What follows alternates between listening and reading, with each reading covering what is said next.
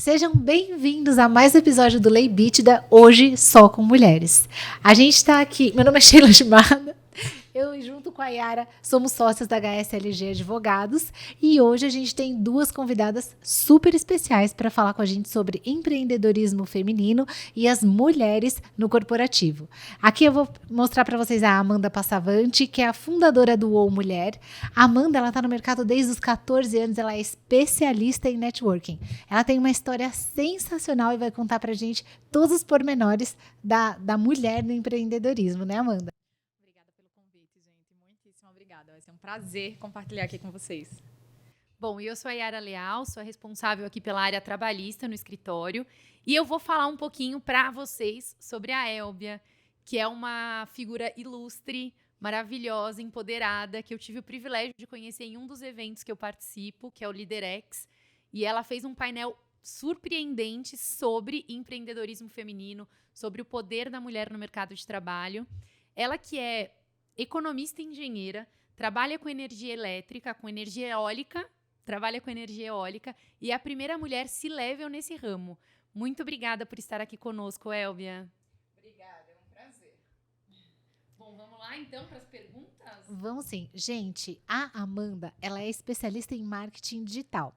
Ela também trabalha muito com mulheres empreendedoras e ela tem muito conteúdo para contribuir com a vida dessas pessoas. Amanda, de acordo com a sua experiência, qual que você acha que é a maior dificuldade que a mulher enfrenta hoje para empreender e também para se posicionar no marketing digital? Se todas se posicionam, o que elas ganham e perdem com isso? Conta pra gente. Nossa, eu falo que é uma pergunta um pouco ampla, né? A gente ficaria aqui horas falando sobre isso, porque a mulher tem uma sobrecarga muito grande, principalmente a mulher que é mãe da mãe, né? Porque tem essas fases, tem essa etapa, que é irmã, que é tia, que enfim. A mulher muitas vezes tem uma sobrecarga muito grande, inclusive a que não quer ser mãe, enfim. A gente já vem por uma geração e talvez essa seja um dos maiores desafios. A gente ainda tem a desigualdade, que eu acho que a Elbia vai falar muito bem aí, que é a desigualdade salarial, que acaba, né, atrapalhando em outras áreas da vida. Financeiramente falando, a desigualdade vai para esse caminho, então a mulher não consegue ter, nem atingir o que muitas vezes a classe masculina ainda hoje consegue. A gente está focando para que esse equilíbrio encontre. Então, os desafios são os mais diversos. E, com isso, a gente também tem os desafios que não são tão falados, que são mais complexos, que são mais polêmicos, como uma violência doméstica, como uma violência no ambiente de trabalho, que isso também acarreta em outros desafios. E, muitas vezes, tem mulheres que têm todos esses. E aí a gente vai para uma sobrecarga, para alguns desafios que são complexos, para a desigualdade. Imagina uma mulher com todos esses desafios. Então, o desafio no universo do empreender são gigantes. No universo do empreender feminino, a gente pode multiplicar ele por 5. E é tão verdade isso, assim, nós, né? Aqui como mulheres empreendedoras, donas da nossa própria vida, que hoje a gente consegue se colocar perante a sociedade com mais força, diante de tantas mulheres que passam por situações de vulnerabilidade. Não que não sejamos vulneráveis, não é isso. Todos nós somos dentro da sua condição, mas existe muita desigualdade nesse ramo. E aí a gente, mulher, né, tem que cuidar da empresa, dos nossos funcionários, que a gente acaba cuidando como filhos, e aí a nossa família, os nossos filhos mesmo, e é mãe, como você falou. Então, realmente é uma luta complexa aí. Assim, nasce uma mulher, nasce uma culpa, né? Antes nasce uma mãe. Nasce uma mãe, a culpa, ela vai assim para um nível tão absurdo. Eu falo porque eu tenho um filhinho de 5 meses. Nossa. E quando ele nasceu, eu saí da maternidade no domingo e segunda-feira eu estava trabalhando, é um menino. E assim, é impressionante como eu vejo nitidamente, antes e depois da maternidade, o meu nível de culpa, ele subiu absurdamente, né? Porque eu não sei se você trabalha com isso, Amanda, Elbia também, mas falando um pouco dos meus recentes sentimentos de mãe fresquinha. É a culpa porque o corpo não voltou ao normal? É a culpa por amamentar ou não amamentar? Ou ter leite suficiente ou não ter leite suficiente? É a culpa de comer certo porque vai pro leite? Eu amo pimenta, eu tive que parar de comer pimenta. Aí um dia eu comi e o neném passou mal, meu marido pôs a culpa em mim. Aí eu falei, mas eu não posso comer o que eu quero. Mais uma culpa. Mais uma culpa, né? A culpa de não estar no trabalho, mas quando tá no trabalho, a culpa de não estar em casa, e quando tá em casa... É assim, Por isso que eu falo que são várias sobrecargas. E aí imagina a mãe solteira, a mãe que depende de um salário, que o salário não é o que ela tá na função que deveria receber. Nossa, é um conjunto, tudo. Por isso que eu falo que são vários pesos. E eu sempre bato, não que eu goste da ênfase na violência, infelizmente, acontece no Brasil, ela é muito presente, porque ela é presente no bastidor. Então, às vezes, essa mulher está passando por tudo isso e ainda está sendo uma mulher que está ali passando por uma violência psicológica que ela não faz a menor noção que tem, então ela tem uma culpa a mais, porque a violência psicológica é pura culpa. Caramba, é verdade, O né? agressor, ele é pura culpa ali. Você é sobrecarregada de pura culpa. Aí, imagina todos esses fatores. Então, a gente falar de desafios no universo feminino, ele é complicado. Os desafios no universo do empreendedorismo também. Agora, juntos os dois, que é a mulher empreendedora com todos esses desafios juntos. Então, e pegando esse super gancho dos desafios das mulheres e dos desafios das mulheres empreendedoras, eu quero muito ouvir a Elbia, que trabalha num lugar muito masculino. A gente fez uma pesquisa, eu fiz essa pesquisa antes de te chamar para entrevista, e eu cheguei no número de que só 32% das pessoas que trabalham no ramo de energia são mulheres. Ou seja, a gente tem um número muito superior de homens. Então, eu queria que você contasse um pouco para a gente, compartilhasse um pouco da sua história, como é estar nesse ambiente masculino, quais são os desafios que você enfrentou, os desafios que você enfrenta até hoje diante de tanta diversidade, né? De adversidades também. Ótimo. Bom, primeiro que esse número de 32% é maravilhoso. É fantástico. É bem otimista, né? É fantástico pelo seguinte, pelo que nós tivemos no passado. Eu tenho 23 anos de carreira na indústria de energia e eu entrei na indústria com uma característica bastante atípica. Primeiro que eu era economista. Eu estava fazendo doutorado em engenharia, mas eu tenho a minha formação básica, é graduação de economia, mestrado em economia, estava fazendo doutorado em engenharia. Era economista, mulher e jovem. Então, início dos anos 2000, e entrei numa indústria predestinada aos homens. Ali era um recanto de homens. Então, não tem refúgio do guerreiro. Mulher engenheira, sempre uma coisa muito estranha. É claro que havia algumas, pouquíssimas, mas havia. Mas o que eu percebo, né, agora, comparando, olhando para trás, é que, ao longo de toda essa trajetória, o ponto central de tudo isso era que não se falava a respeito. Nem consciência existia. Eu não tinha consciência. Eu me peguei um dia nessa situação, discutindo gênero na USP, num evento com o Conselho Global de Mulheres. E aí alguém me perguntou, mas como você se sentia? Eu falei, não, eu não sabia que eu era mulher. Eu não sabia que eu era mulher. É isso mesmo. Porque eu não parava para refletir que eu era uma mulher num ambiente de homens. Então, eu estava ali trabalhando, fazendo as coisas, seguindo a vida, passando pelos desafios, pelas coisas. Já passei por situações olhando para trás. Falei, não, mas aquilo ali era preconceito, então não me escolheram para exercer aquela missão porque eu era mulher, ou então porque eu era jovem, ou então porque eu era economista, porque eu tinha os 3 atributos necessários para todo esse alijamento, né? Mas, de forma geral, a minha carreira, né, ao longo da história, assim, talvez os 10 primeiros anos, embora tenha acontecido alguns momentos, eu consegui passar por eles, até talvez por não ter consciência deles, e consegui superar muito mais pela questão do conhecimento técnico, da capacidade de trabalho. Aí você vai falar, bom, agora você vem falar só de competência, de meritocracia, então esse é o caminho. Não, a meritocracia não é o caminho, a gente sabe. Só que é muito importante que você tenha mérito, sim. Meritocracia não é o fator determinante, não é condição necessária, tampouco suficiente. Mas é bom ter o mérito, porque você se garante. Isso vale para mulher e para homens.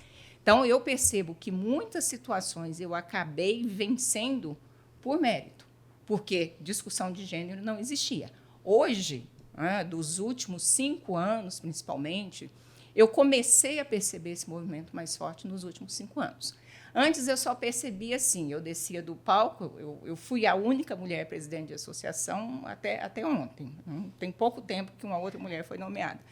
E aí chegava a mulher, nossa, eu fico tão feliz de ver você mulher, você é a única mulher ali, você percebeu? Eu falei, nossa, é mesmo, não tinha percebido. Porque não se falava a respeito. O que eu acho hoje que é muito diferente, principalmente nos últimos 5 anos? Existe um lugar de fala.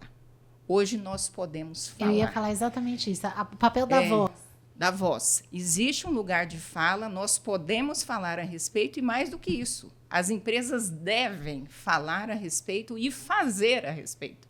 Então, esse número bonito que você encontrou de 32%, ele é um número bem recente, é de 5 anos para cá. Porque no passado era a relação 70-30, 80-20, muito, muito pior. Nós temos muito o que melhorar, né? Mas hoje o fato da gente ter um lugar de fala e de ter um número maior, esses 32% eles são relevantes, você pode indicar caminhos. E hoje eu vejo que as mulheres, as meninas que estão escolhendo suas profissões, suas primeiras profissões, e as mulheres também que estão na carreira buscando caminhos, elas pelo menos não têm mais este tipo de problema. Elas têm vários outros ainda. Mas elas poderão falar a respeito, elas poderão fazer escolha, elas têm consciência, porque nós não tínhamos consciência. É bem interessante esse ponto. Eu tenho uma questão para perguntar para as duas, né? Que eu acho é um ponto que me chama muita atenção. A gente está falando sobre voz, sobre a importância da mulher ter voz. E eu posso falar como mulher que nada me irrita tanto quanto não me dar voz. Nada me irrita tanto. Eu não tenho problema. Calada, né? Exato. Não tem problema nenhum discutir comigo, ter uma ideia diferente. A gente pode caminhar juntas, trabalhando juntas, sem concordar em muitas questões durante muitos anos. Porém, respeite o meu momento de falar. E uma das formas... Porque eu sempre reconheci a ausência de voz como uma violência contra a mulher. E existem algumas ferramentas para calar a mulher, né? Uma delas é a infantilização das decisões. Uhum. Então, se eu tô brava, eu tô de TPM. Se eu tive uma São oscilação... rótulos, né? A mulher Exato. tem um rótulo para tudo que ela se posiciona, para o que ela faz. Tá bravinha, né? Vai passar, histeria, né? E como se eu não tivesse refletido, né? É como se o meu boleto não tivesse o mesmo valor do outro boleto, como se o meu Pix não fosse o mesmo Pix. Como se o meu estudo não fosse o mesmo estudo, porque às vezes Exato. a pessoa tem até a formação superior do que a outra pessoa, mas não, ela é mulher. E eu não tem conhecimento. Exato. Eu percebi essa questão da infantilização das decisões em algumas coisas que eu passei que depois me falavam, você percebeu isso? Então, assim, eu dava uma ideia. Por exemplo, olha, a gente precisa investir em Google. Essa ideia eu comecei a dar lá em 2012. Nossa, que absurdo investir em Google. Ai, gente, não, nada a ver. Uma semana depois, meu colega, precisamos investir em Google. Homem, excelente ideia, brilhante você, hein? Vamos investir em Google. Então, essa diferenciação também é uma forma de calar, porque ninguém me cortava, eu tinha o poder de falar, mas era como se fosse um café com leite. Você falava, mas não era ouvida. Exato. Eu queria saber de vocês se vocês também enfrentaram isso, se vocês identificam isso e se vocês percebem se existe consciência sobre esse lugar da infantilização das decisões como forma de calar a mulher.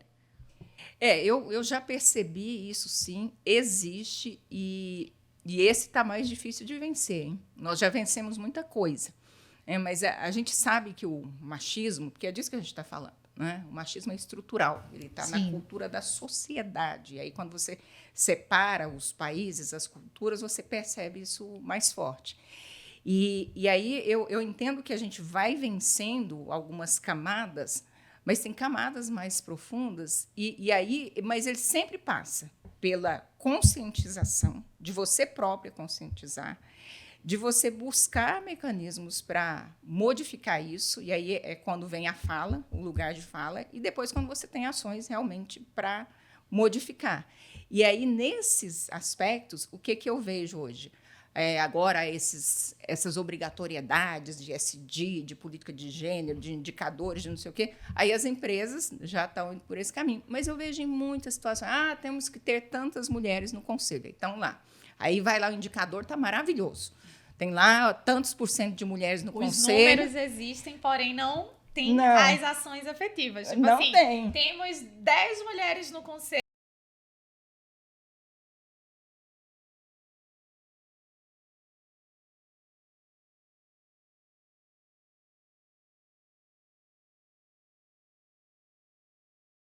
Chegando agora com muita clareza e que temos um longo caminho pela frente para vencer. Quer falar, Amanda? Eu queria... Vocês foram falando e foi me lembrando também que você estava falando, né, de atrás. E há alguns anos, eu tô aqui em São Paulo há quase 10 anos, e muitas vezes essa mesa, sempre uma mesa de reunião, me lembra essa cena, porque eu praticamente era a única mulher quando a gente tinha reuniões e negociações, e às vezes, eu tinha casos de, ai, nossa, esqueci que a Amanda tá aqui, aquela mulher. Ah, mas ela nem é mulher, só vem no meio de homem, se brincar é uma mulher má. Eu tinha um amigo que ele tinha um hábito de dizer, uma mulher homem ou uma mulher macho. Ele tinha um hábito de dizer isso. Tipo assim, porque eu estava no meio de homens, eu era uma pessoa masculina. Então, eles não me viam. E falavam, inclusive, coisas, né, normais e naturais no universo feminino ou masculino. E eles esqueciam completamente da minha personalidade, do meu ser mulher ali no meio. Então, eu tive já dificuldade com sócios que não gostavam quando eu me posicionava, e ao mesmo tempo os meus funcionários diziam assim, nossa, mas Amanda, você que sabe de tudo, você que tem que se posicionar, por que tem que ser ele? E a gente também por muitos anos, talvez deve ter acontecido isso com vocês, a gente também por muitos anos aceitou. Eu sempre fui a pessoa de, pra que eu ir pro palco? Deixa ele. Eu tô aqui atrás. Mas eu que montava a estratégia, eu que montava toda a estrutura, eu que tocava o time, eu que fazia, eu que negociava, eu que absolutamente, se assim, pegar tudo da empresa, era 95%. O que ele fazia? Os 5%, que era a exposição, que era o TAR, que era o se posicionar. E a gente aceita. Então, hoje, principalmente quando eu falo isso muito forte nas minhas mentorias, não é só sobre falar do outro. Ah, porque a nossa sociedade, porque o estrutural, porque a gente aceitou. Porque tudo vai onde a gente coloca limite.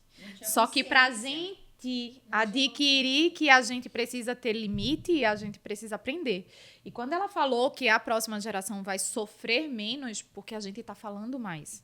E quando a gente começa a falar, parece que assim, lá vem as feministas falando, lá vem falar sobre machismo, lá vem falar sobre cota.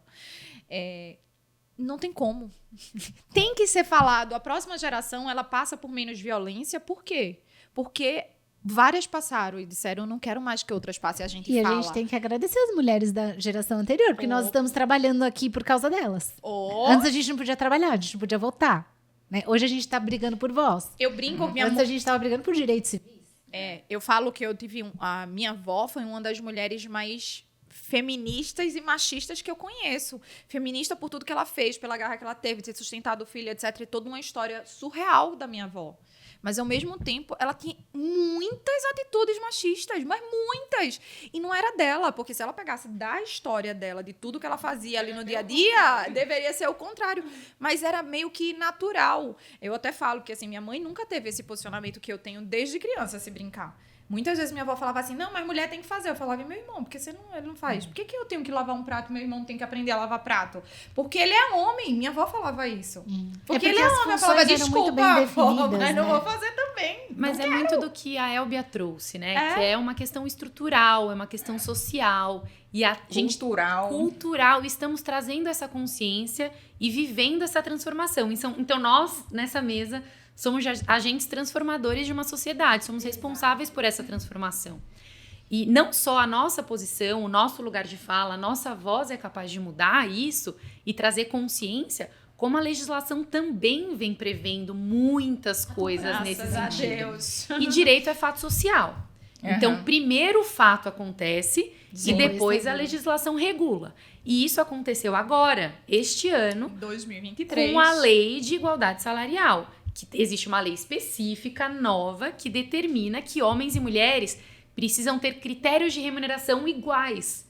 E quando a gente fala em critérios de remuneração, não é que homem e mulher têm que ganhar igual. É que os tipos de avaliação precisam ser iguais, que o bônus precisa ser igual, que a validação, a meritocracia, a avaliação, os procedimentos precisam ser iguais. Precisam ter as mesmas chances. Em formas de tratamento. Então, isso veio para regulamentar uma dor. E há pouquíssimos meses atrás. Agora, em agosto de 2023, E também teve a lei do Emprega Mais Mulheres, que trouxe um monte de benefícios para homens e para mulheres, inclusive em relação à parentalidade. Licença maternidade, licença paternidade. Eu acho legal esse ponto, Yara, só pra gente não dar o tom, assim, nesse podcast de que... Só mulher. De que só mulher, mas um tom de estou me defendendo, estou na violência. Não, para dar um tom de compreensão, eu queria falar que o machismo fere muito os homens. Muito, né? O homem é aquele, não pode chorar, objetifica a mulher. Então, qual que é a violência que eu vejo nos homens? Eu, inclusive, converso isso com meu marido. Vou contar uma coisa que o meu marido me falou. Sou recém-mãe, né? E ele foi super companheiro na gravidez inteira. E ele falou assim, Sheila, eu vi a vida acontecer dentro de você. Eu vi, porque ele me acompanhou a gravidez inteira. Ele falou, eu vi todas as mudanças do seu corpo, eu vi como você dormia, eu vi como você comia, eu vi tudo que fez para chegar a ter uma vida. Depois que o Arthur nasceu, o nosso filho, eu vi você dando mamar para ele. Eu falei, meu Deus, a mulher tem muito valor. E ele falou assim, o problema é que até então eu não tinha visto. O quão grave foi a educação que ele teve, não dos pais, mas da sociedade, no sentido de... E vou falar uma coisa assim, é virgem, vai lá transar com uma prostituta? Não é? Né? A mulher, ela é bonita, porque essa é a... Tem frases, assim, chocantes. Sim. Né? Tipo assim, a mulher é uma vagina ambulante, um corpo feito para sustentar uma vagina. São bem grosseiras, bem violentas, mas assim... O que eu quero falar é que quando um homem pensa que uma mulher é um objeto, ele está negando a própria vida. Porque veio dela. Exato. Ele está negando a própria chance de amar algo que é absolutamente incrível. Foi o que o meu marido falou. Eu vi nascer uma vida. Eu acompanhei como é incrível o corpo de uma mulher. Porque ele falou assim, eu não teria estrutura para ficar grávida. Eu falei, concordo. Então, assim... Bem física tá um pouco psicológica. Exato. E eu, assim, como advogada, existem alguns divórcios que eu faço, não é o meu forte, né? Mas existem alguns divórcios que eu faço e eu fico pesarosa. Porque eu vejo assim, como o homem ama aquela mulher, mas ele foi criado para tratá-la como objeto, aí ele trata como objeto, aí ele perde aquela mulher. E ele não pode falar que ele tá triste, e ele não sabe por que ele tratou mal a coisa que ele mais amava, e aí ele perdeu. É muito dolorido para eles, assim. Então, não é que o feminismo ele tem uma natureza inicial de defesa, né? Mas é importante que a gente traga também o lado de como o homem sofre. Sofre porque quando a gente fala sobre a gente, não é trazendo o holofote para a mulher, para o destaque, para o momento, como eu vejo muitos homens fazerem isso. Mas acaba também calando o outro lado, que é o que você falou. Eu estava comentando um pouco antes da gente começar as gravações sobre algumas coisas estratégicas que eu tô para fazer. Entre elas tem inclusive um post, porque eu tenho uma das minhas palestras que é falar sobre o choro. Né? Tem os dois lados. Muito o homem importante. que é muito calado, mas a mulher também. Porque se vê a gente chorando... Inclusive eu falo, olha, você me vê chorando, deixa eu chorar. Que é pra poder lavar, que é pra não ficar nada aqui preso. Porque a gente foi acostumado a engolir o choro. Quando você engole todas as suas amarras, as suas amargas. E cresce ou vive essa pessoa amargurada. Com aquela dor ali dentro. E não necessariamente o choro é de fraqueza. Muitas vezes o choro é de força. Eu falo, obviamente... porque o meu público predominante é mulher, mas isso é para a sociedade. Você tá, né, acabou de gerar um menino. Sim. Eu acho que se brincar, a responsabilidade é maior do que uma menina. O choro é um banho interno. O choro é um alívio interno.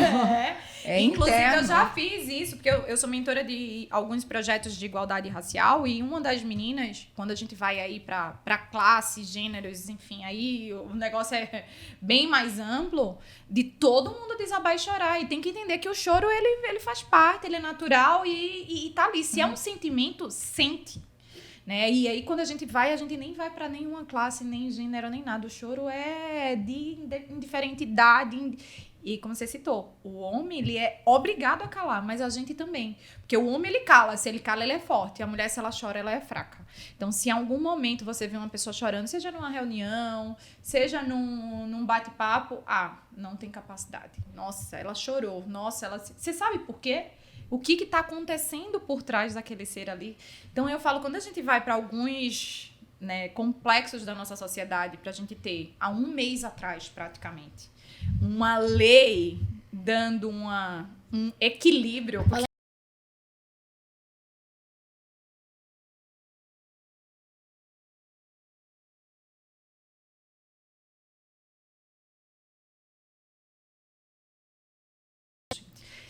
Ela, mais do que ninguém, eu acho que tem como falar, porque 23 anos no universo que eu acho que deve ser um pouco parecido com a de tecnologia, talvez. Sim, sim. Imagina, ela ter a mesma profissão que um outro e não tem. E isso é muito presente em das minhas mentorias de igualdade racial, porque às vezes eu pego a menina, são 2 júniors ou 2 seniors. Qual que é o seu salário? X. Qual que é da outra? Y. Por quê?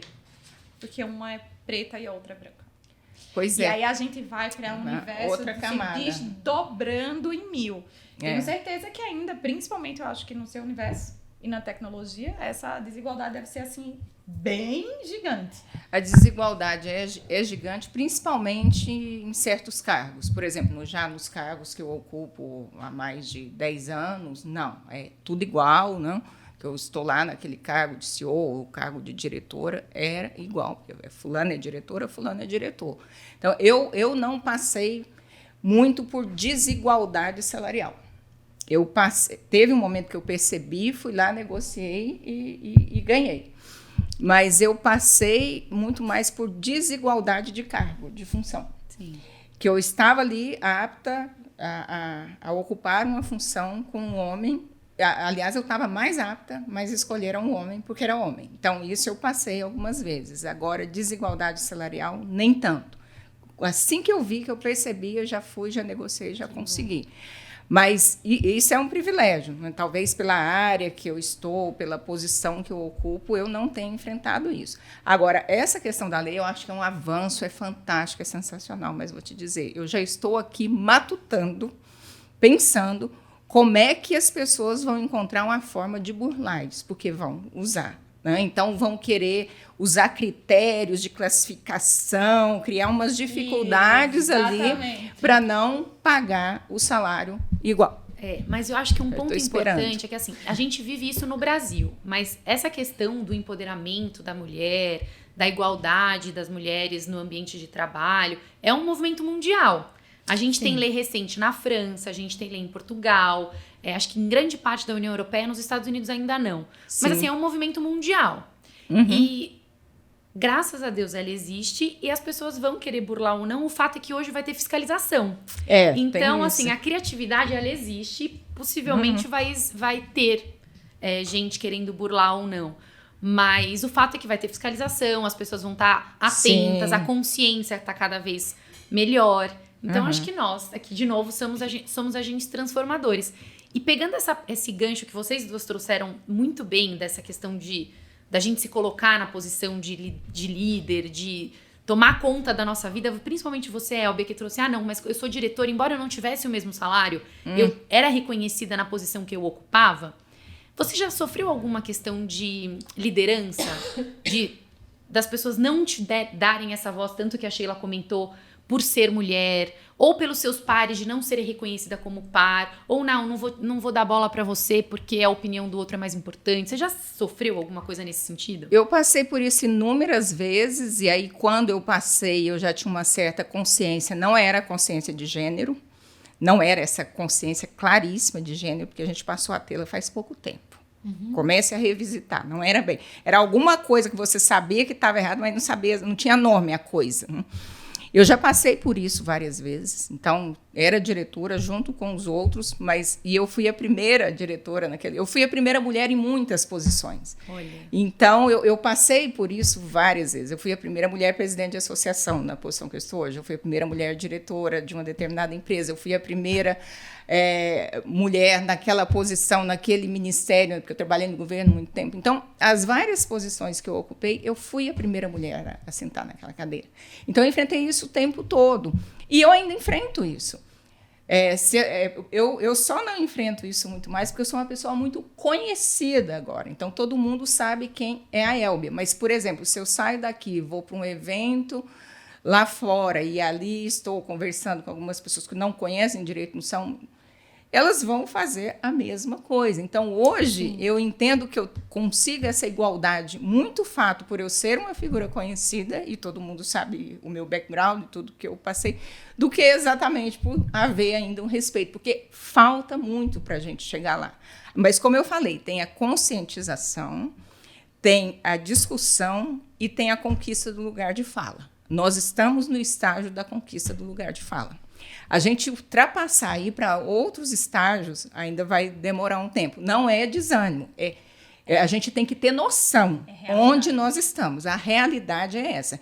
Temos lugar de fala, sim, estamos começando a adotar políticas no sentido de modificar essa situação, mas aí a gente sempre discute nessa questão de gênero. Olha, a estrada, a gente já sabe que ela está aqui e ela está alicerçada. Agora, a velocidade vai tomar tempo. E Elber e Amanda, eu posso aprofundar um pouquinho e fazer perguntas pessoais? Claro. De percepção, né? Que eu acho que o tema é muito interessante. Muito se fala sobre feminismo, mas, para mim, pessoalmente, quem não leu Simone de Beauvoir não entende como começou o feminismo. Tinha que ser francesa, né? Tinha que começar na França. E uma das coisas que ela fala nos 2 livros dela, né? Tem uma frase que é muito famosa, que a gente vê direto nas redes sociais: ninguém nasce mulher, torna-se mulher. Como se fosse uma coisa bonita. Torna-se mulher, agora sou mulher, sou empoderada. Não é esse o contexto do livro. O contexto do livro, quando ela fala a frase ninguém nasce mulher, torna-se mulher, ela está falando o seguinte: você nasce e o menininho vai ganhar carrinho e você vai ganhar panela e fogão. Você vai ganhar boneca. E aí, quando você chegar numa idade... E ela fala assim, nem todas as mulheres nasceram para ser mães. O instinto materno não é determinante no sexo feminino. Então, você é criada para ser mãe. E se você não quer ser mãe, você vai gerar um transtorno de identidade gigante, porque você foi criada para aquilo. Então, a gente começou falando muito de culpa. A Simone de Beauvoir, ela fala muito sobre culpa. Por quê? Porque toda vez que você se comporta bem como uma menina, uma boa menina, você recebe uma recompensa. A partir do momento que você questiona as estruturas com as quais você foi criada, né, as estruturas que você aprendeu até os seus 7 anos, que é a Yara que entende essas coisas de inteligência emocional, ela explica melhor. Mas você foi criada para ser aquilo, quando você desafia essa estrutura, você se sente culpada. Sim. Então, eu queria saber de vocês, assim, com esta consciência, falando... ninguém nasce mulher, torna-se mulher. Eu queria que vocês falassem um pouco da infância de vocês, se vocês foram criadas para ser do lar, doméstica, etc. Se teve alguém importante na criação de vocês que deu aquele impulso, vai lá, faz, trabalha, garante, não sei, porque geralmente a gente tem uma figura, né? Eu queria saber se vocês tiveram essa pessoa importante que acendeu em vocês a chama necessária para trazer vocês aqui hoje. Porque a gente está na frente de 2 mulheres muito empoderadas e não é blá, blá, blá, né? A gente está na frente de 2 mulheres que tiveram muita coragem para chegar onde estão. E eu queria saber se você tem alguém para agradecer. É isso. Tá. Sobre culpa, a gente até conversou de culpa um pouco antes e eu queria ter a oportunidade para falar sobre culpa. Eu tenho vários grupos de mulheres que participam e recentemente a gente estava num grupo e uma delas, que é mãe, falou, Elbe, a gente já nasce com culpa, a gente tem culpa. Eu escrevi com letra maiúscula no grupo. Eu não tenho culpa nenhuma. Eu não tenho culpa de nada. Aí todas elas ficaram assim, mas como assim que você não tem culpa? Eu falei, minhas pérolas. Eu não tenho culpa de nada. Nada. Qual é a minha culpa? Eu não tenho culpa de nada. Não tenho mesmo, porque eu venci essa culpa há alguns anos. Porque eu fui criada para ser do lar. É agora, presta atenção. Presta atenção. Como você venceu, né? Tipo assim. Fui criada no interior de Minas Gerais para ser do lar. Aprendi a bordar, fazer crochê, sei fazer tudo. Cozinhar, eu faço tudo. Arrumar uma casa, lavar um vaso, sei fazer café, faço tudo. Fui criada para casar, para ser do lar. E casei muito cedo. E tive um filho muito cedo. Só que, nesse processo de casar e ter um filho cedo, foi o ano que eu entrei na faculdade. Só que os meus pais não me criaram para entrar na faculdade. Minha família e todo aquele contexto também não. Mas eu escolhi ir para a faculdade e seguir em frente. E aí, anos, e eu carregava toda essa culpa de que daí deixa o filho, você cria uma rede de apoio, deixa o filho aqui, deixa o filho acolá. E então eu construí toda a minha graduação e a minha carreira com um filho a tiracolo, que tem quase a minha idade. Então, assim, e aí eu tive que vencer, e você imagina o tamanho da culpa que eu carreguei. E aí, depois que eu fiquei um pouco mais madura, depois dos 30, eu fui refletindo e vendo, falando, poxa, eu criei um filho sozinha, porque eu acabei me separando naturalmente, nem preciso dizer que me separei, né? Criei um filho sozinha, fiz a graduação, fiz o mestrado, fiz o doutorado, poxa, eu fiz coisa pra caramba. Eu tenho culpa de quê? Os outros é que têm culpa de tentar me colocar alguma culpa e, inclusive, de ter me dado uma vida tão complexa que eu tive que ter até aqui. Então, não tenho culpa mesmo. Outra coisa que, às vezes, então você tem que buscar um equilíbrio entre o seu trabalho, a sua vida social, os seus filhos. Não existe equilíbrio. Não procure por ele. Filha, eu estava precisando de alguém para me falar isso. Não procure pelo equilíbrio, porque se você procurar pelo equilíbrio, você não vai encontrá-lo, eu posso te garantir, ele não existe, o equilíbrio é um ideal. Né? Você não vai encontrá-lo. Descreva o que é equilíbrio para você. Então, você não vai encontrar e você vai sentir culpa. A vida com filho, sem filho, com profissão, sem profissão, a vida é, por definição, um gerenciamento de variáveis que vão se modificando ao longo do tempo, ao longo daquele momento que você está vivendo. Então, não tem equilíbrio, não procure por aí. Você só tem que procurar o que está muito fora da casinha naquela hora e ajustar, e depois você vai atrás do outro. Mas equilíbrio não existe, porque se você procurar por ele, você vai ter culpa, você vai ter depressão, você vai ter transtorno, você vai ter tudo. Não existe. Então, assim, fui criada numa sociedade extremamente machista, numa família muito machista, e eu enfrentei várias situações de machismo na vida privada, muito mais na minha vida privada do que na vida profissional. Só que essas situações de machismo que eu enfrentei sozinha. Não, esta pessoa que chegou e falou, vá lá, você pode, ela não existiu na minha vida. Não existe ninguém. Se tiver algum símbolo que eu possa te dizer que me serviu de inspiração, é que eu tinha mais ou menos uns 17, 18 anos, e a Zélia Cardoso de Mello se tornou ministra de Economia. Nossa. Ministra da Fazenda, que é a ministra da Economia. Eu lembro da Zélia, do Collor. Eu estava escolhendo a minha profissão na faculdade. E eu vi uma entrevista da Zélia, que era acusada de uma mulher macho, de tudo isso. Que eu sou acusada toda hora. Acredito. Eu lembro das ombreiras. Então. Sabe, mulher? Aí eu vi ela dando uma entrevista, eu olhei para ela, e desde pequena eu gostava de número, dessas coisas, eu trabalho desde os 11, tá? Você diz que trabalha desde os 14, eu desde os 11. Eu vi aqueles números, falei, eu quero ser economista, eu quero ser igual a Zélia, mas eu não queria ser ministra, eu só queria ser economista igual a Zélia. Ela foi a única pessoa que me inspirou ao longo, mas eu nunca tive ninguém para chegar e falar, vá, você pode, muito pelo contrário. O tempo todo eu tive muita gente chegando, você não pode, você não é capaz, você não vai conseguir. Mas Caramba. Você sabe que essa mensagem ela é muito parecida com a outra, vá, você pode? Quando alguém chega para você e fala, você não pode, você não é capaz. Aí você vai provar para você, e não para o outro, porque o outro não te interessa, que você pode. Que legal. Que lindo. Nossa, lindo. Muito legal. Eu gostei. Eu vou dormir muito feliz hoje. Você não tem culpa nenhuma. Porque é isso, tem que procurar equilíbrio. Você tem que fazer academia, você tem que comer bem, tem que cuidar da casa, cuidar do marido, cuidar de 2 filhas e o trabalho. Gente. Na verdade, eu acho que você não tem nada. Você então, faz porque olha você que quer libertador. fazer, porque isso vai te fazer bem, porque é o caminho que você quer. É muito o que ela falou. Escolhas.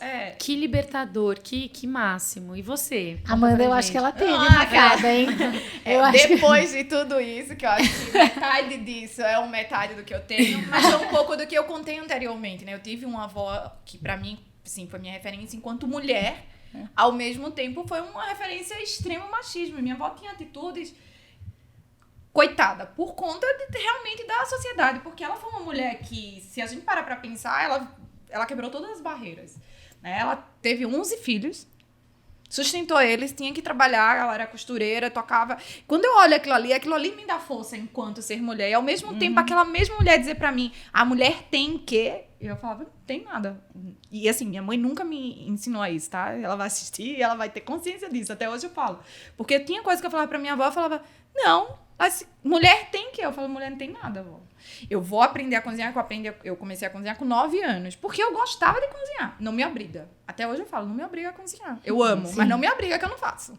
Meu cérebro, ele entende completamente o contrário.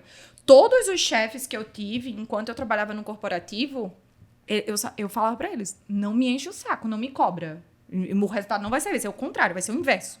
O meu cérebro entende o contrário. Então, não me obriga, não me exige. Eu já sei o que eu preciso fazer.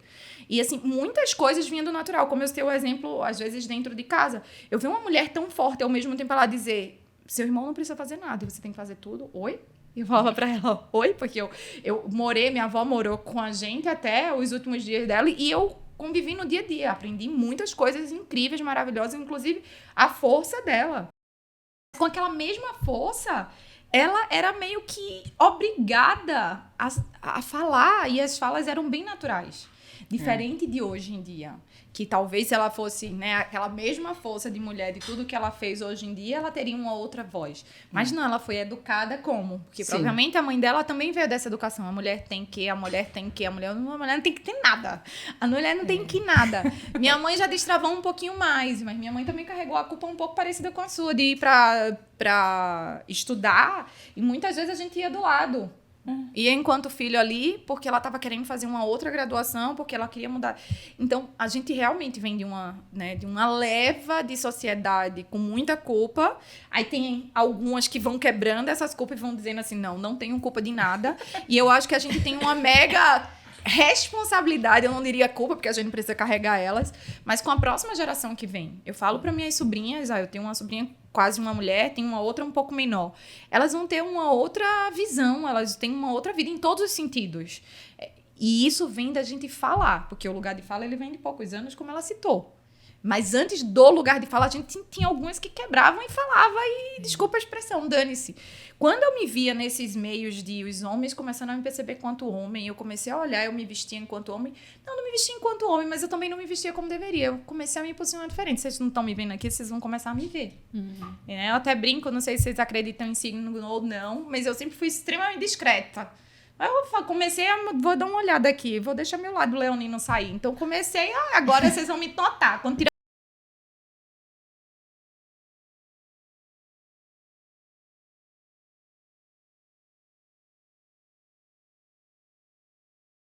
brincando para algumas posições para ser notada, só que é uma brincadeira que se a gente parar para prestar atenção hoje em dia não tem graça nenhuma, mas foi com elas que provavelmente você deve ter passado por isso, vocês também devem ter passado, porque acho que quando a gente vai para o universo, né, do direito, hoje tem bastante mulher.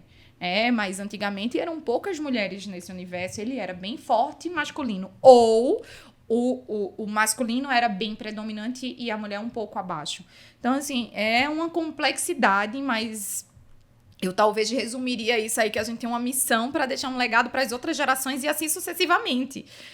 Talvez daqui, eu não sei nem se eu vou estar nessa existência, a gente vai ter uma geração feminina que não precise impor, que não precise ter lugar de falar, porque esse lugar já vai existir, que não vai precisar entender, se proteger, se cuidar. Nossa, são tantas cargas que a gente, indiretamente, por mais que a gente até já tenha essa posição, essa liberdade, esse peso a menos, mas a gente carrega, a gente não consegue sair na rua igual um homem consegue, em determinados horários. Tem a questão de ser mãe, não ser mãe, ser obrigada ou não ser obrigada, enfim, e dar satisfação também a muita coisa. Então, ela respondeu metade, não temos culpa.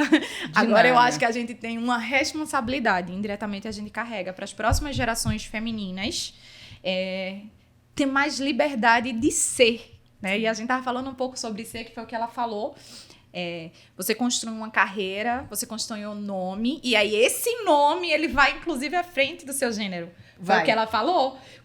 Se ela vai para um lugar que ninguém conhece, a gente, um pouco antes de você chegar, a gente estava falando sobre isso, sobre, né, não ser do ego. Oi, você sabe quem eu sou? Não, eu sou.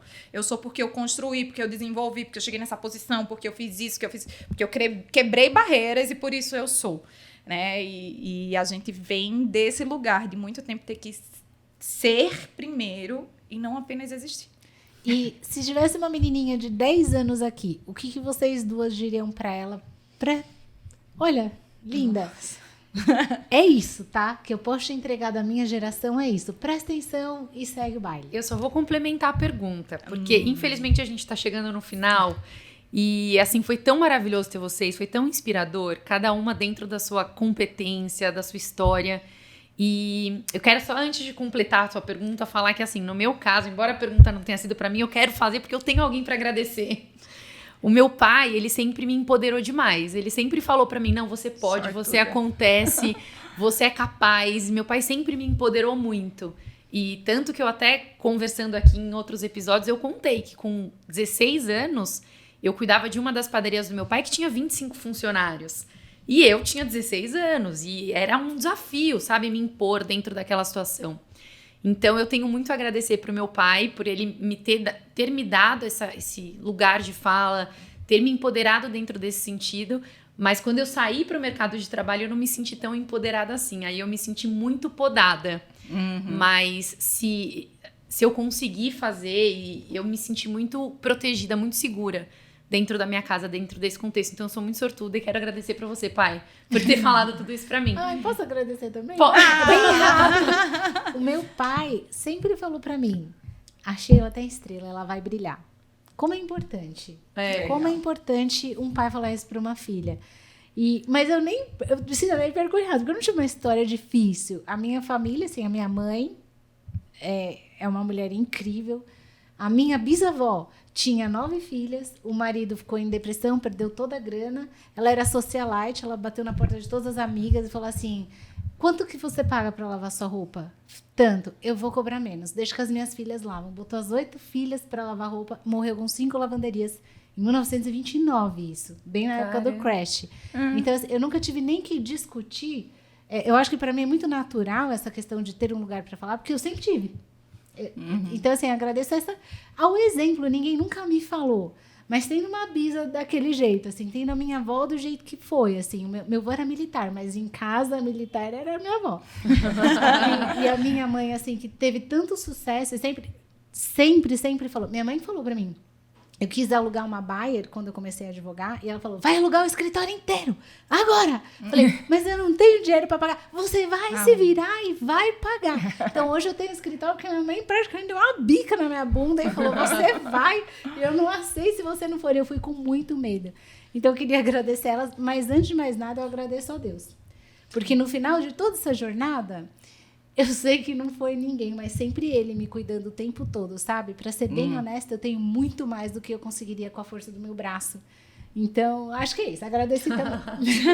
E aí eu quero fechar a nossa conversa, que eu ficaria aqui conversando com vocês por horas e horas, com essa aula linda que vocês deram, mas não só para essa criança de 10 anos, mas para uma mulher que está chegando no mundo, que quer deixar seu recado, e que talvez também até para empoderar essa pessoa, essa mulher, como empreendedora. Né? Qual seria a mensagem para a mulher, para a menina e para essa empreendedora? Para Sheila, para Yara. Que vocês poderiam dar. Boa. Primeiro, eu tenho uma aspiração muito grande, um objetivo muito grande nessa discussão de gênero e de mulher, principalmente. Mas hoje a gente discute muito mais diversidade. Eu quero chegar num momento, e muito logo, em que a gente não vai discutir mulher versus homem. Eu quero discutir pessoas. E quando nós discutirmos pessoas, nós vamos colocar todo mundo no mesmo nível. No mesmo nível. Então, o homem vai poder chorar, sim. É claro, nós só vamos ter diferenças técnicas, físicas, entre homens e mulheres. Mas eu quero chegar nesse estágio. A gente está no lugar de fala hoje e já com algumas ações. Primeiro, de fato, tem que ser por regulamento. A sociedade não se move graciosamente, né? Ela precisa de mecanismos de incentivo. Mas eu quero, sim, chegar nesse estágio da sociedade em que vamos discutir pessoas. E se tiver uma criança de 10 anos na minha frente hoje, ou uma mulher na minha frente, eu vou discutir com ela pessoa. Eu quero saber o que aquela pessoa pensa, o que ela gosta. E aí eu vou dizer para ela, vá e faça. Seja o que você quiser ser, o que você quiser fazer, o que você amar fazer, independente se você é uma mulher, se você é um homem, se você tem 10 anos de idade, se você tem 50, se você tem 80, se você tem 20. Não interessa, eu quero discutir pessoas e eu falo com pessoas sempre. Que demais. Sensacional, né? E eu complementaria dizendo que seja, mas traçando quem você seja, né? Acho que desde o início até antes das câmeras eu falo muito isso dentro das mentorias. Não acredito que a faculdade ou qualquer graduação vai tornar você isso ou aquilo. Talvez os desafios da vida muito mais, mas eles são muito necessários para te dar conhecimento, para te dar sabedoria, para te dar um norte, ou para que aquilo ali te fortaleça mais. Dentro de alguns projetos, em um especificamente, que é um dos projetos que eu falo que são um dos mais lindos, que eu tenho uma mentoria para meninas pretas que estão no final da faculdade ou que acabaram de sair dela. E esse, para mim, é um ponto, é uma pauta muito importante, porque eu quero que elas estudem. Eu acho que a educação sala de aula te dá força para a educação da vida, que não é fácil. A educação da sala de aula, ela te faz ser alguma coisa para você existir nessa sociedade. Não acredito que quem não tem graduação não vai chegar em lugar nenhum. A gente tem várias histórias de várias pessoas que têm vários projetos e empresas que são grandes e não têm essa graduação. Teve a graduação apenas da vida, mas a graduação da sala de aula te dá um norte. Sim. E te dá uma possibilidade de pertencimento mais pontual nessa sociedade. E também vou para qualquer idade. Não importa se é uma menina de 10 anos que não sabe nem qual a faculdade que ela vai fazer, ou se é uma de 50 anos que quer mudar a rota da vida dela. A educação, seja ela sala de aula ou vida, né? Porque às vezes 50 anos você já fez, sei lá, 2 graduações e ainda assim não está executando, não está exercendo aquela ali pontualmente. Mas pega algo para você, vai estudar, que seja online, que seja no papel, que seja. Estudar, eu acho que te preenche e te dá forças, porque o desafio da vida, eles são muitas vezes muito pesados, por mais que a gente chegue nesse mundo estável, que a gente esteja ali lidando, imagina, um mundo de equidade, todo mundo igual, todo mundo junto, todo mundo com conhecimento, a gente vai conseguir dar uma base maior a todo mundo. Então, eu foco muito na educação, por mais que volto a falar, não acredito que a graduação é a que faz ninguém. Muitas vezes já me perguntaram, você faria faculdade? Não, nunca nem fiz outro curso. Eu me graduei, depois fiz MBA e fui estudando muitas coisas. Eu sou muito autodidata em várias coisas. Não acho que ali fez diferença. Inclusive, você falou sobre a economia. Várias vezes veio a cena de um professor de economia meu, que eu entendi naquele momento ali. Eu estava indo para o ponto de ônibus e eu vi o meu professor de economia ir para o ponto de ônibus. Eu nunca esqueço. Eu falava, gente, como meu professor de economia no ponto de ônibus igual tem alguma coisa errada. Ele tá me ensinando a ser alguma coisa e ele tá na idade que ele tá ali ralando, esperando o ônibus por conta do local que eu tinha, a faculdade, o horário, enfim, era um conjunto de fatores. Inclusive, foi uma das coisas que me motivou muito a ter meu carro. E quando eu tinha meu carro, eu até brincava que eu parava na parada de ônibus e falava, quem vai hoje? Bora! E lotava o carro e ia todo mundo, saia dando carona para todo mundo. Então, volto a falar, não necessariamente a faculdade, mas a faculdade te dá força para a faculdade da vida, que ela não é fácil. Então, volto a falar, e por isso que eu gosto tanto desse trabalho com essas meninas. Eu tenho cases que são lindos, que eu peguei elas meninas, que hoje são mulheres, que passaram por uma trajetória, que já fizeram, são lindos. Então, eu diria para ela, estude, seja alguém na parte da educação para se tornar alguém na sociedade. Nem que seja na força. O ideal seria que não fosse, né? Que a gente pudesse ter essa equidade nesse mundo que ela citou, da gente não precisar brigar, falar, pedir. Mas a educação te dá esse nível. Uma outra língua. Eu tenho um caso de uma menina do interior da Bahia, não falava absolutamente nada. Ela hoje é nível avançado de inglês. Saiu, trabalha numa multinacional, nunca tinha saído nem da Bahia para nenhum outro lugar. Hoje eu viajo vários países, cada dia hoje, inclusive antes de vir, vi imagens dela, assim, é lindo de você ver. E foi muito disso, de estudar, de vencer barreiras, de vencer obstáculos. E essa especificamente que eu tô falando, se ela estiver assistindo, ela sabe que eu falo muito dela, e ela também fala muito de mim. Ela venceu, às vezes, barreira que estava acontecendo fora do quarto dela. E eu sabia, e ela estava ali na mentoria comigo. Ela vencia todos os obstáculos. Fácil não é. Quando você não tem algumas facilidades da vida, e aí eu não estou entrando nem para gênero, não é fácil. Mas você precisa ter uma força extra, uma corrida extra, um foco extra. E a educação, o conhecimento te dá possibilidades para isso. Eu acho que você, até resumindo, é a busca pelo conhecimento e o desenvolvimento de habilidades. O ponto de partida é a educação, mas a gente percebe que muitas pessoas não seguiram aquela carreira que fizeram.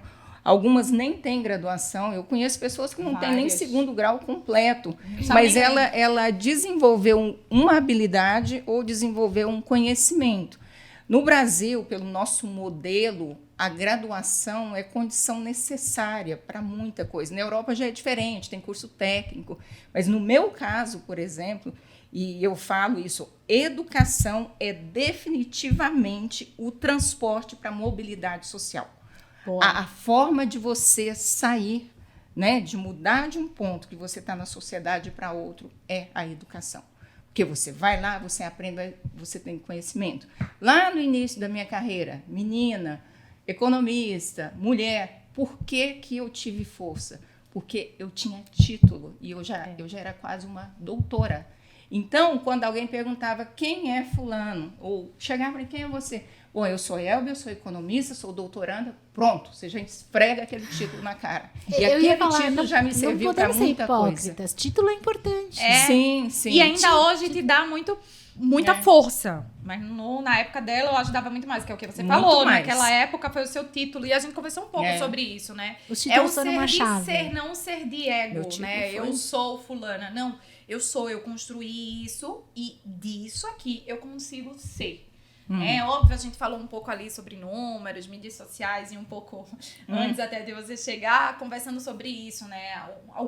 Algumas posições no mundo de hoje que também te dá pertencimento e que também te abre portas. Mas a educação, ela abre portas desde sempre. Eu acho que isso é um caso por conta do meio que ela estava. Um momento, né? Um momento, há anos atrás, e o que abriu foi a educação.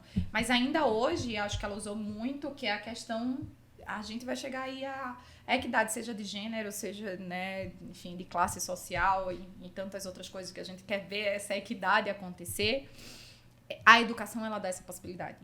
Uma menina que saiu do nada e que ela começa a falar inglês, ela já é alguma coisa. Ela tem um título para bater no peito e dizer, eu falo inglês, você tá me vendo? Se não tá me vendo, você vai passar a me ver. Você sabe quem eu sou, eu tenho isso. E várias vezes, essa especificamente, eu tinha que dizer a ela, você tá num cargo? Tá. E a outra que tá igual no seu cargo? Tá. Quanto que ela ganha? X. Quanto você ganha? Metade de X.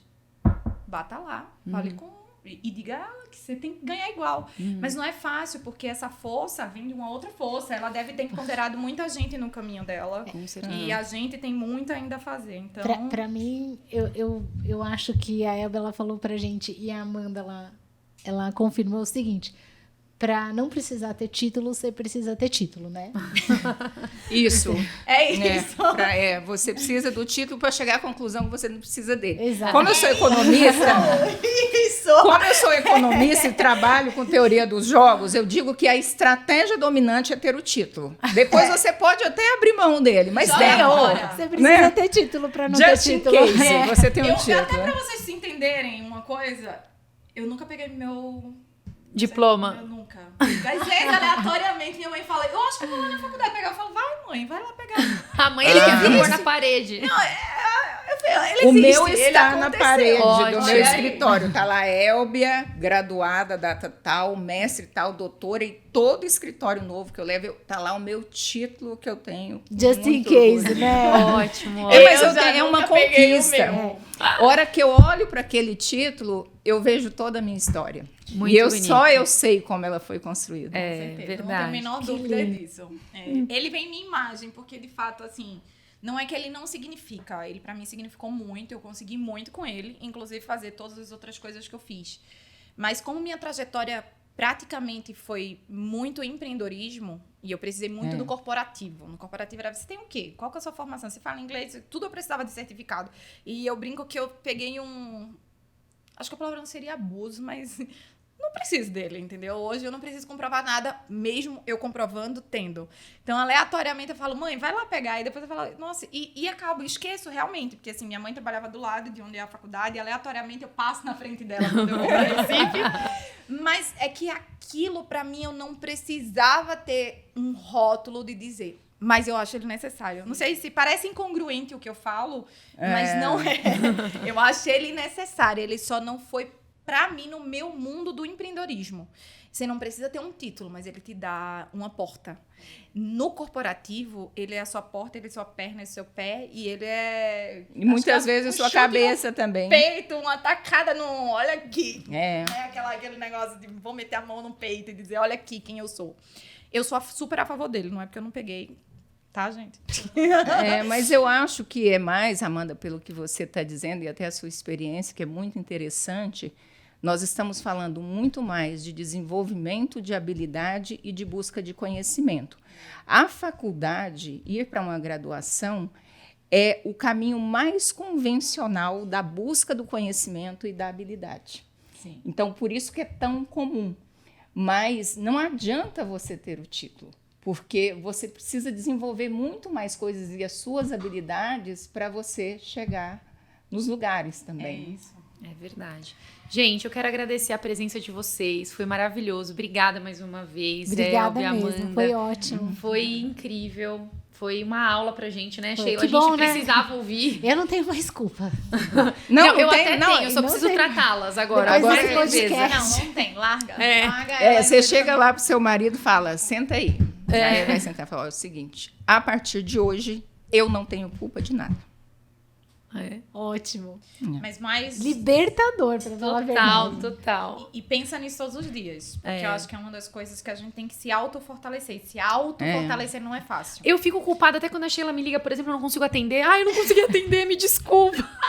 É uma loucura. Não, começa a Essa vez eu me reparar. Começa a reparar quantas vezes você pede desculpas por dia. Boa. E depois você coloca a meta de reduzir, não é que você vai se tornar uma pessoa sem educação, não é isso? Aí você começa a meta de reduzir. Eu juro pra você que eu sou capaz de passar uma semana inteira, até 2, quiçá um mês, sem pedir desculpas. Nossa, eu passaria a vida inteira também. É mesmo? Sim. Inclusive, eu me policio Pra para não- pedir desculpa porque o outro vai entender errado. Olha. Mas eu sou uma pessoa que eu não peço desculpas. E não é por falta de educação. É porque eu não tenho culpa. Quando o nome já vem, desculpa. É a culpa carregada que eu não estou carregando. Eu tenho um método com algumas pessoas que começam a trabalhar comigo que eu já explico. Olha, quando eu falo isso, não é porque eu sou assim. Porque a gente... que ela corta e vai começar um outro, né? Porque a gente vai entrar em uma outra pauta. Porque essa culpa vem disso muito da gente É o carregar. tempo todo. Desculpa porque eu cheguei atrasada, desculpa porque eu não te respondi, desculpa porque eu não fui. Desculpa. E é o que você falando, como mãe, né? Pra quem é mãe, carrega essa culpa dupla, tríplica. Você tem a sua mãe que depende de você, mais uma culpa. Você tem uma irmã que depende de você, mais uma. Você tem outra. E aí você vai carregando Acumula. culpas. E aí você pega dos seus funcionários, das pessoas que te rodeiam. A única culpa, eu brinco, que a gente carrega é ser educado, e não necessariamente precisa pedir desculpa para ser, mas ter muito entendimento com o próximo, respeito com o próximo, atitude empatia, com o né? próximo. Isso, você tendo, você não precisa estar pedindo desculpa para nada. A pessoa já sabe que...